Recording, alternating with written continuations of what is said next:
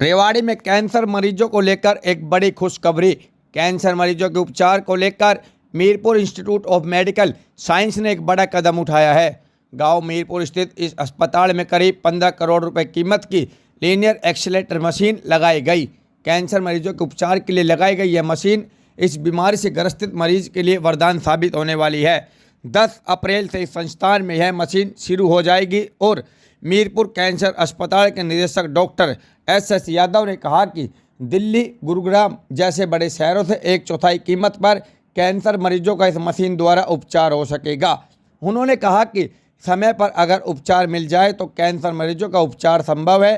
किसी गांव के अस्पताल में इस तरह की मशीन का लगाना निश्चित तौर पर बड़ी ही बात है। डॉक्टर साहब, थोड़ी सी जानकारी हमें MIMS के बारे में थोड़ा सा देगी। कब स्थापना हुई, क्या क्या यहाँ पर ट्रीटमेंट?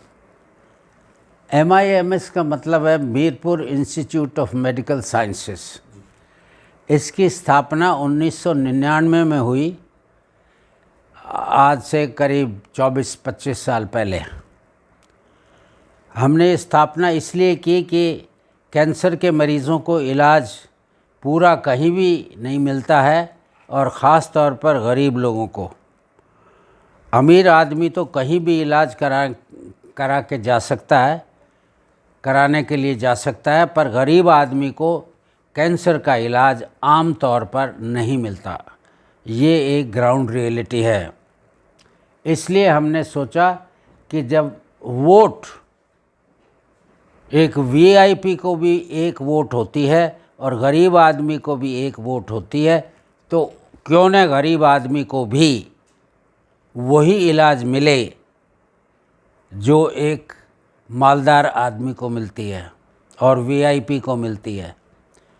उसके तहत हमने ये मीरपुर हॉस्पिटल में एक नई कैंसर थेरेपी की मशीन लगवाई है, जिसको लीनियर एक्सीलरेटर कहते हैं। ये लीनियर एक्सीलरेटर दुनिया में लेटेस्ट है और ये लेटेस्ट लीनियर एक्सीलरेटर किसी गांव में अगर है तो संसार में वो मीरपुर में है। किसी गांव में भी ऐसा लेटेस्ट लीनियर एक्सीलरेटर नहीं है। तो इसमें हमने लोगों का इलाज किया है, क्योंकि 4-5 साल से मशीन हमारे पास है।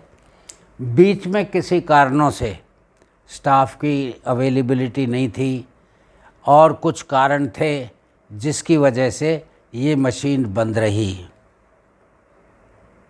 बहुत अनफॉर्चुनेट है कि इतनी बड़ी मशीन बंद रहे।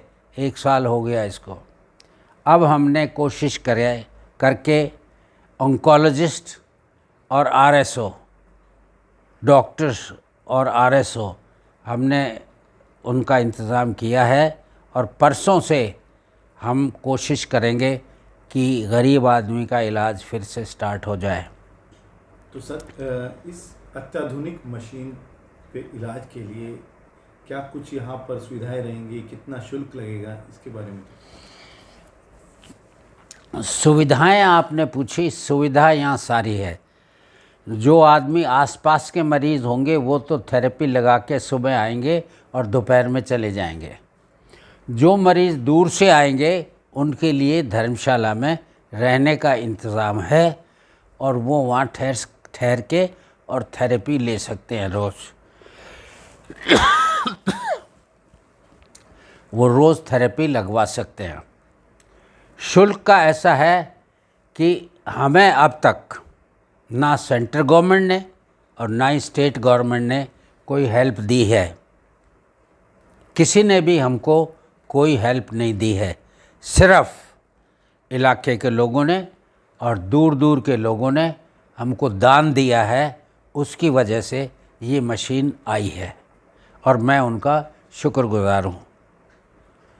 इस मशीन के लिए हम कम से कम जो खर्चा होता है वो चार्ज कर रहे हैं, क्योंकि हमारा ध्येय है कि हमने पैसे नहीं कमाने हैं।